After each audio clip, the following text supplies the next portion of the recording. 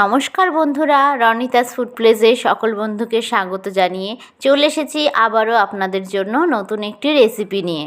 আজকে আমি আপনাদের সঙ্গে শেয়ার করব সম্পূর্ণ নতুন একটি রেসিপি। তো কিভাবে এই রেসিপিটা তৈরি করি চলুন দেখে নেওয়া যাক। এটি কিন্তু খুব সহজেই ও চটজলদি তৈরি হয়ে যায়।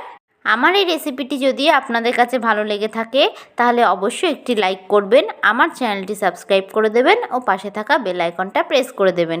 এতে আমার সমস্ত ভিডিওর আপডেট আপনাদের কাছে খুব তাড়াতাড়ি পৌঁছে যাবে। তো ভিডিওটা স্কিপ না করে পুরোটা দেখার অনুরোধ রইল। এখানে আমি নিয়ে নিয়েছি দুটো পাকা আম ও নিয়ে নিয়েছি একটা ছোট কাঁচা আম। আপনারা কিন্তু চাইলে এখানে পরিমাণটা বাড়িয়েও নিতে পারেন। এবার পাকা আমটাকে আমি একটি ছুরির সাহায্যে কেটে নেব। এইরকমভাবে আমি ছুরি দিয়ে আমগুলোকে কেটে নেব। এবার একটি আমের টুকরো নিয়ে এইভাবে ছুরির সাহায্যে পিস পিস করে কেটে নেব। এইরকমভাবে কিন্তু আমি পিস পিস করে কেটে নিয়েছি আমগুলোকে। সমস্ত আমগুলোকে আমি এইভাবেই টুকরো করে কেটে নেব। এবার একটা মিক্সিং জার নিয়ে নিয়েছি। এবার মিক্সিং জারের মধ্যে আমি পাকা আমের টুকরোগুলো দিয়ে দেব। এবার দিয়ে দেব কাঁচা আমের টুকরোগুলো। আমি কিন্তু কাঁচা আমটাকেও এরকমভাবে ছোট করে টুকরো করে নিয়েছি। এবার এটার একটা স্মুথ পেস্ট তৈরি করে নেব।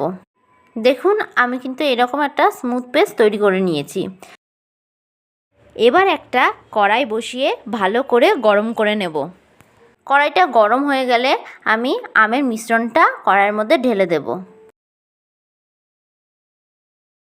এবার একটা খুন্তির সাহায্যে আমি কিন্তু আমের মিশ্রণটাকে খুব ভালো করে নাড়াচাড়া করে একটু জাল করে নেব।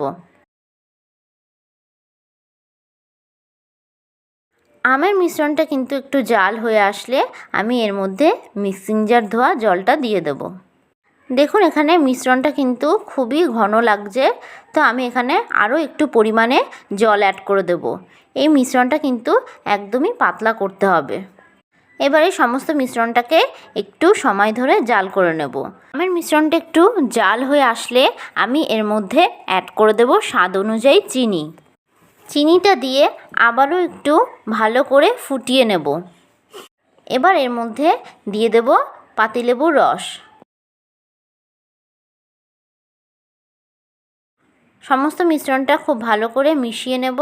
এবার গ্যাসের ফ্লেমটাকে অফ করে দেব।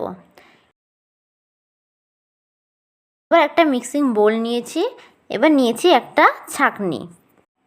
এবার আমি ওই আমের মিশ্রণটাকে ছাঁকনির সাহায্যে খুব ভালো করে ছেঁকে নেব।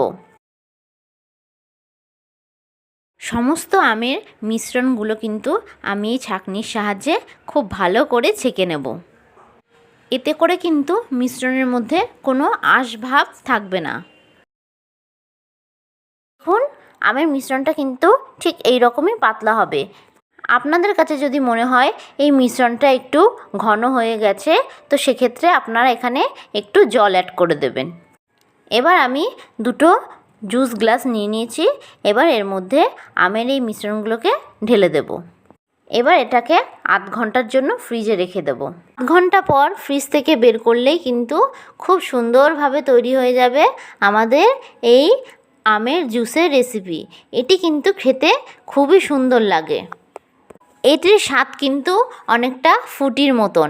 এটি তৈরি করলে কিন্তু বাচ্চারা খুবই পছন্দ করবে। ছোটরা তো বুঝতেই পারবে না এটি বাজারের কেনা ফুটি নয়, বাড়ির তৈরি ফুটি। আপনারা একবার বাড়িতে তৈরি করে দেখবেন, বারবার আপনাদের কাছে রিকোয়েস্ট আসবে এই রেসিপিটি তৈরি করার জন্য। যারা বাড়িতে হঠাৎ করে কোনো গেস্ট চলে আসলে কিন্তু আপনারা চটপট করে তৈরি করে ফেলতে পারবেন এই রেসিপিটি।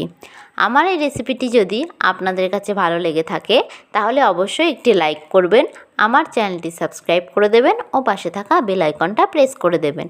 এতে আমার সমস্ত ভিডিওর আপডেট আপনাদের কাছে খুব তাড়াতাড়ি পৌঁছে যাবে।